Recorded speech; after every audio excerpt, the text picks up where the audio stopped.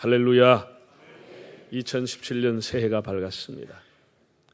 새해는 어두움과 혼란, 침체와 불황의 먹구름이 거치고 새해 새로운 정부, 새로운 대통령과 함께 국가적인 아픔과 위기가 극복되고 안정되고 청렴한 든든한 국가가 되기를 소원합니다.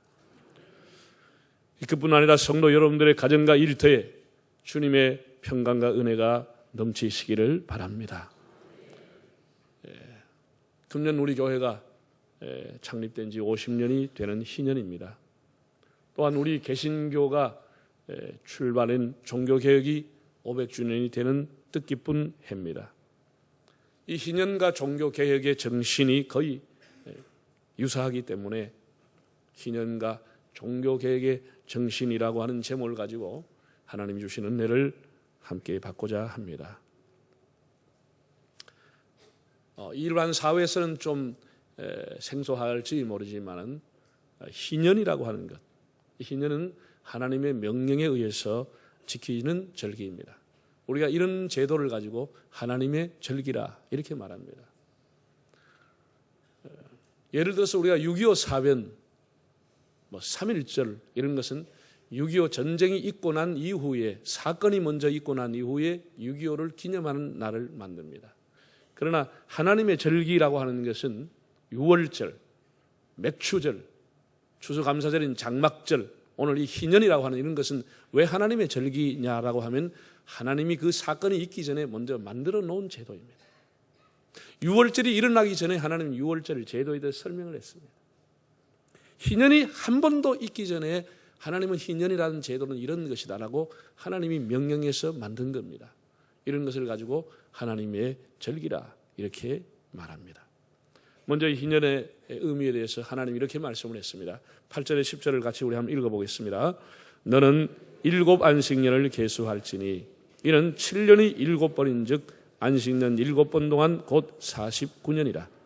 7째 달 여흘날은 속죄일이니 너는 뿔납할 소리를 내되 전국에서 뿔납발을 크게 부를지며 너희는 50년째 해를 거룩하게 하여 그 땅에 있는 모든 주민을 위하여 자유를 공포하라. 이 해는 너희에게 희년이니 너희는 각각 자기의 소유지로 돌아가며 각각 자기의 가족에게로 돌아갈지며. 하나님은 엿새 동안에 만물을 만드시고 일회째 되는 날 쉬셨습니다. 그래서 사람에게도 엿새 동안은 힘써 일하고 일회째 되는 날은 쉬라고 하시면서 안식일 제도를 만드셨습니다. 또 가나안 땅에 들어가서 농사를 지으면은 6년 동안은 열심히 농사를 하고 7년째 되는 해를 안식년이라고 해서 쉬게 했습니다. 그 해는 농사를 짓지 않고 사람도 땅도 다 쉬게 했습니다. 그런 사람들은 생각합니다. 그럼 그 안식년이 되는데 뭘 먹고 살지? 그 다음에 추수해서 농사 질 때까지 3년 동안 뭘 먹지? 그런 생각을 하는 겁니다. 그래서 하나님께서는 안식년이 다가오면 안식년이 바로 직전인 그 해와 안식년 한 해와 안식년 다음에 추수할 때까지 3년 동안 먹을 곡식을 안식년을 지키기 전에 다 주었습니다. 이 희년은 유대력으로는 7월 10일 대속죄일인데 그날로부터 시작이 된다고 하나님 말씀을 했습니다. 오늘 희년의 정신을 OR이라는 영어 단어를 가지고 하나씩 여러분에게 설명을 드리려고 합니다. 첫째는 remember, 기억하라는 뜻입니다.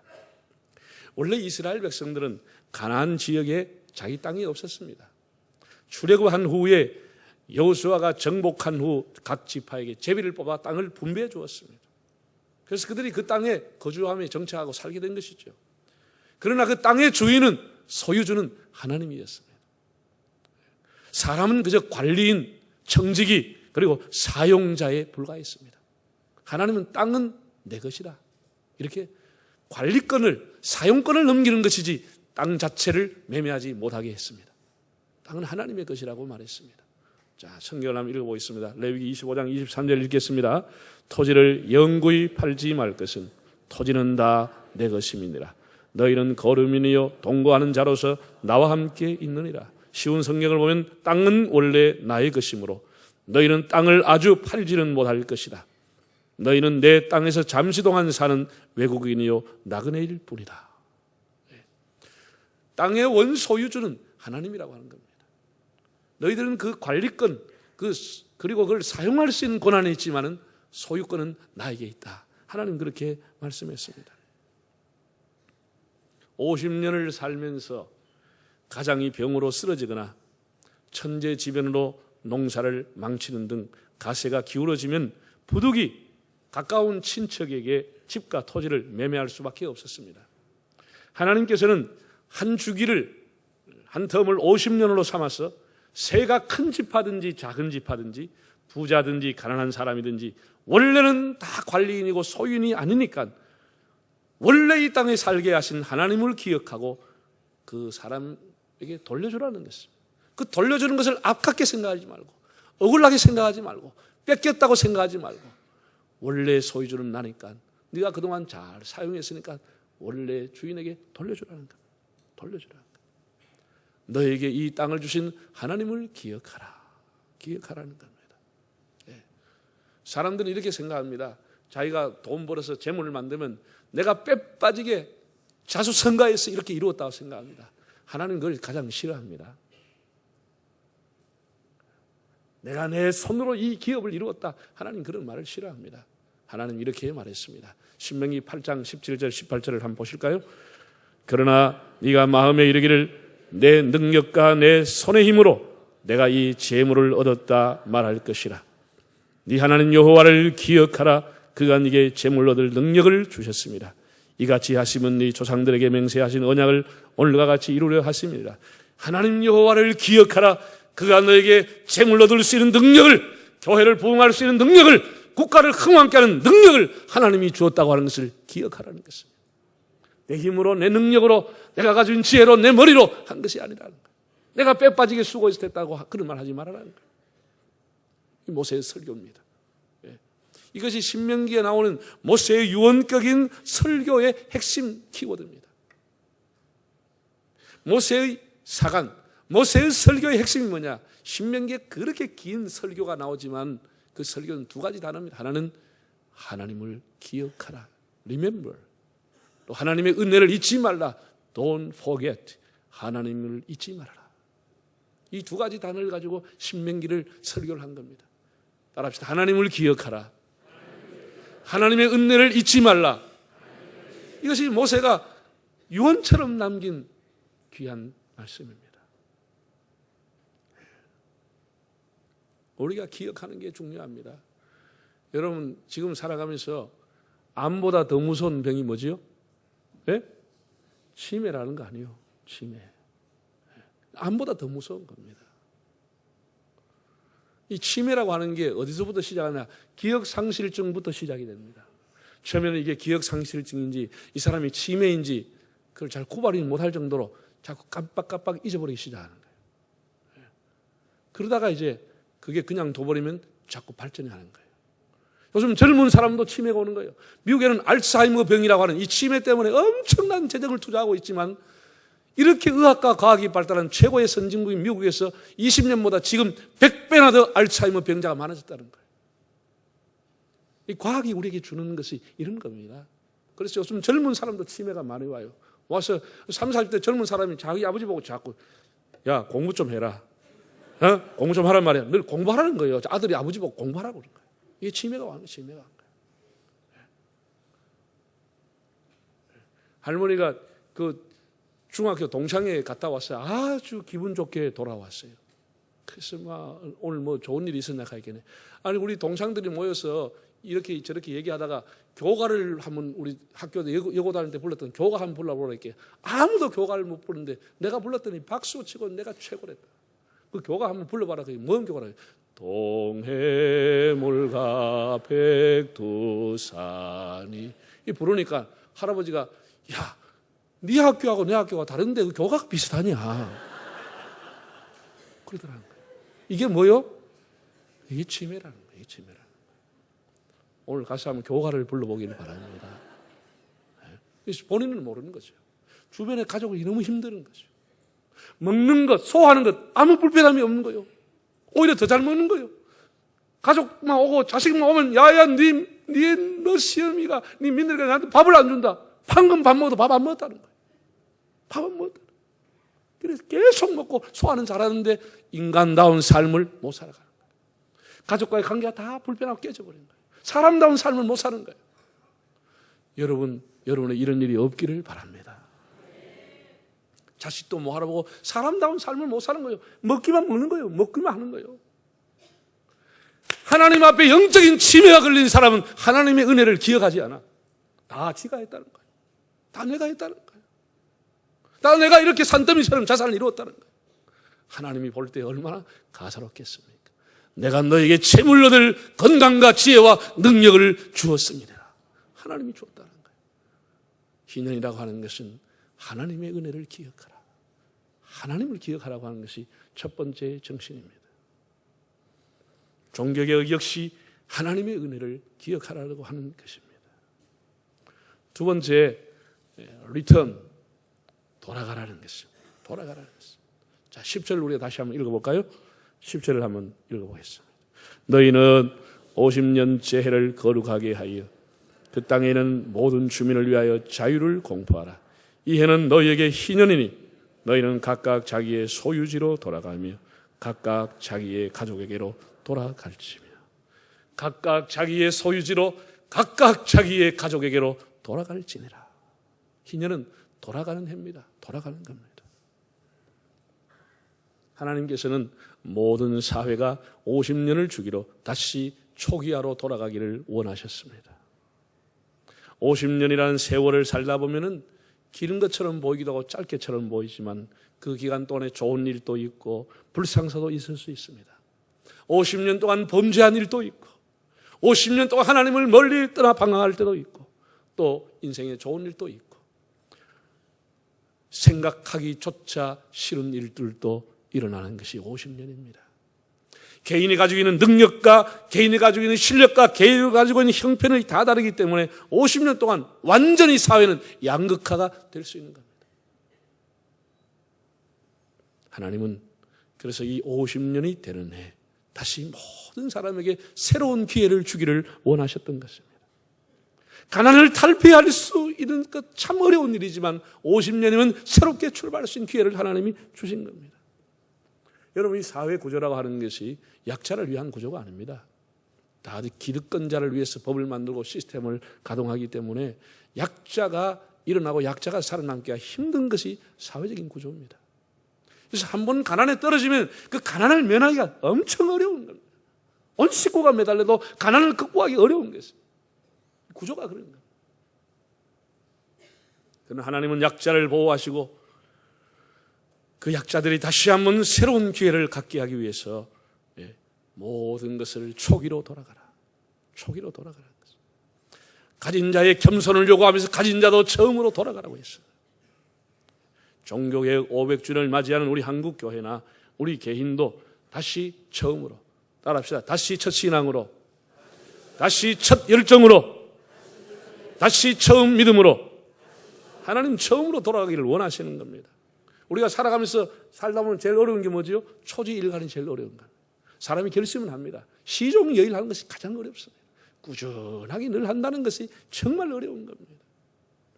처음 세례받았을 때 그 설레임으로 돌아가는 것은 우리가 교회 처음 직분받았을 때 처음 목사가 되고 장로가 되고 안수받고 권사가 되고 안수집사가 됐을 때 그 처음에 뜨거운 열정과 믿음으로 돌아가라는 것입니다. 뭘 좀 안다고 뿔이 나서 다니는 게 아니고 처음에 겸손함으로 돌아가라는 것입니다. 처음에 직장에 출근할 때 그 처음에 옷을 입고 직장에 출근할 때 그 마음, 처음에 교단에 설 때 그 설레는 그 마음, 처음 의사가 되고 처음 판사가 되고 처음 목사가 될 때 입었을 때 그 가운, 그 입었을 때 그 처음의 마음, 결혼하는 그 마음, 첫 아이를 낳아서 품에 안고 기뻐하고 감격했던 그 마음으로 돌아가면 가정이 원만해지고 부부 사이가 원만해지고 그 처음으로 돌아갈 때 교회가 살고 나라가 살게 되는 겁니다. 하나님은 처음으로 돌아가라. 리턴, 돌아가라는 겁니다. 세 번째, 하나님께서는 recovery, 회복하라고 말씀했습니다. 자, 제가 좀 전에 우리 같이 읽었던 각각 자기의 소유지로 돌아가며 자기의 가족에게로 돌아가며 라고 한 돌아간다고 하는 이 단어를 제가 찾아보니까 히브리어로 슈브라고 되어 있습니다. 슈브라고 하는 뜻은 돌아가다, 회복하다, 이 두 가지 뜻을 갖고 있습니다. 회복한다는 것입니다. 리커버리, 회복한다는 것입니다. 하나님이 이렇게 특별한 해를 만든 이유는 모든 신분과 자기의 기초 재산으로 회복하기를 원하셨던 거예요. 태어나면서부터 종이 돼서 대대로 종살이가 아니라 때가 되면 종의 위치가 아니고 새로운 신분, 평민으로 돌아가라는 것입니다. 그래서 희년이라고 하는 것은 이렇게 회복되는 축복이 있는 것입니다. 모든 사회가 기회균등을 가지고 회복함으로 새롭게 출발하는 겁니다. 사람들은 이렇게 얘기하면은 희년제도라고 하는 것이 마치 공산제도와 비슷하다 이런 생각을 갖기가 쉽습니다. 토지도 매매 못하게 하지요. 그리고 모든 사람 균등하게 다 기회 주고 다 있는 것도 뺏고 이렇게 하는 것처럼 보이지요. 그러나 공산주의와 희년의 차이가 뭐지요? 공산주의라고 하는 것은 폭력적으로 강제적으로 빼앗아가는 프롤레타리아 혁명입니다. 그러나 하나님이 만든 희년은 하나님의 사랑의 법에 기초해서 약자를 다시 한번 기회를 주는 법이기 때문에 하나님의 법과 공산주의는 전혀 다른 것입니다. 원래의 기업으로, 원래의 가족에게로 뿔뿔이 흩어져 종살이하는 그들이 원래의 가정으로, 원래 자기의 신분으로 회복하고 돌아가라는 것입니다. 회복하라는 것. 여러분, 지금 우리 사회의 문제 중에 하나는 신용불량자가 100만 명을 넘어섰다는 겁니다. 그리고 그 신용불량자들이 가지고 있는 은행 채무가 130조를 넘었습니다. 특별히 젊은 층이 신용불량자로 추락을 해서 경제활동을 전혀 못하고 있다는 겁니다. 이 사람은 대출도 안 되고 뭐 다 월급이 차업 잡히고 이런 사람은 젊은 사람들이 이렇게 많다는 거죠. 그래서 국가에서 이 미래가 창창한 이 사람들 이래서는 안 되겠다. 그래서 특별법을 만들어서 개인의 신용을 회복할 수 있는 구제기를 만들었죠. 그것이 워크아웃 제도입니다. 그 제도를 통해서 새롭게 출발하라. 부채를 청산하고 새로운 마음으로 일하라. 그런 국가가 기회를 준 제도입니다. 우리 한국 교회도 호감도와 신뢰가 떨어져 있습니다. 우리의 언행 불일치가 문제입니다. 다시 우리가 하나님 말씀으로 회복하는 겁니다. 다시 신용을 회복하는 겁니다. 우리가 사람과의 관계를 회복하는 것입니다. 하나님과의 관계를 회복하는 것이 희년입니다. 회복하는 것. 회복이 주는 해방의 기쁨, 회복이 주는 자유를 여러분 누릴 수 있기를 바랍니다. 회복할 때 주는 기쁨, 그게 희년의 기쁨입니다. 희년의 의미는 하나님이 우리를 원래의 지위로 회복시켜 주신다는 것, 리커버리, 회복한다는 것. 네 번째 의미는 리뉴얼, 갱신하라, 그런 의미를 갖고 있습니다. 지난날 50년 동안 살아오면서 천재지변이었든지 아니면 게으름과 주색잡기로 토지를 팔았든지 이제는 희년을 계기로 새로운 각오로 갱신하고 삶을 바꾸라고 하는 하나님의 뜻이 있는 것입니다. 여러분, 재산과 지위를 그 사람이 아무리 되찾고 회복한다 할지라도 그 사람이 마음의 자세를 바꾸지 않고 옛날의 자세, 옛날의 습관을 그대로 갖고 있으면은 그건 다 공수표가 되고 전부가 다 도루묵이 되고 마는 것입니다. 아무리 그 사람이 다시 금띠를 얹어주고 아무리 재산을 원래대로 찾아준다 할지 그 자세를 바꾸지 않으면 그 몇 년 가서 다시 말아먹는 것입니다. 중요한 것은 희년은 새로운 각오로 갱신하는 겁니다. 리뉴얼, 갱신하는 겁니다. 여러분, 면허증이 다 되면 어떻게 하죠? 면허증 다 되면 그건 이제 휴지 조각이고 아무 소용이 없는 겁니다. 그 면허를 다시 기간을 갱신을 하는 겁니다. 간단히 이렇게 조사를 받고 갱신하는 겁니다. 그렇게 해야 효력이 있는 겁니다. 우리가 살아가는 삶의 자세를 하나님 앞에 다시 갱신하라고 하는 것, 새로운 각오와 자세를 가지고 살아가라고 하는 것이 그 출발점이 희년이라고 하는 겁니다. 중세 카톨릭이 교권과 성경에서 이탈해서 엄청나게 계도를 이탈하고 갔을 때 마틴 루터가, 존 칼뱅이, 존 낙스 이런 사람이 일어나서 어떻게 했죠? 기독교를 리모델링 한 것입니다. 리모델링, 리노베이션 한 겁니다. 그것을 영어로 말하면 리포메이션, 종교 개혁을 한 겁니다. 다시 폼을 바꾼 것입니다. 리폼. 우리가 개혁이라고 하는 말과 혁명이라고 하는 말을 헷갈려 사용하기 쉬운데 완전히 의미가 다른 것이죠. 혁명이라고 하는 것은 완전히 판을 뒤집어 버리는 겁니다. 급진적인 구태타, 완전히 판을 뒤집어 버리는 것을 혁명이라고 말합니다. 반면에 개혁이라고 하는 것은 그 판을 수정하고 다시 보완해서 새롭게 해가는 것, 점진적인 변화를 가리켜서 갱신 혹은 개혁이라고 하는 것입니다. 한국 교회나 우리 교회나 또 우리 개인의 영적인 신앙생활이나 하나님 앞에 갱신하고 개혁하는 한 해가 될 수 있기를 바랍니다. 마지막 5번째는 리바이벌, 부흥하라는 것입니다. 리바이벌.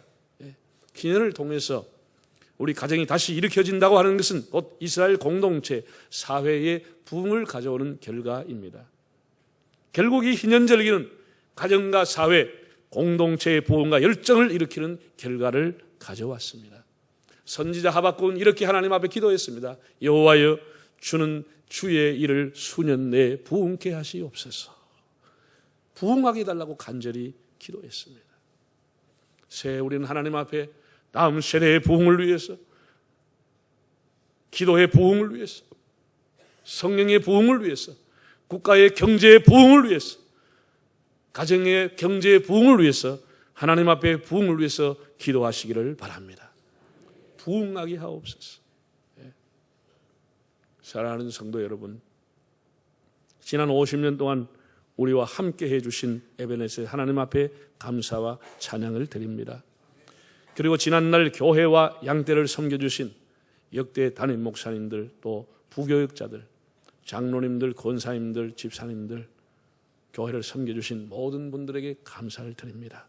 이미 이 세상을 떠나 별세하신 분들도 계시고 또 멀리 이사를 가신 분들도 있고 하지만은 우리가 50년 동안에 이 교회가 여기에서 이렇게 번창할 수 있도록 많은 분들의 수고와 기도와 헌신이 있었음을 기억해야 되겠습니다.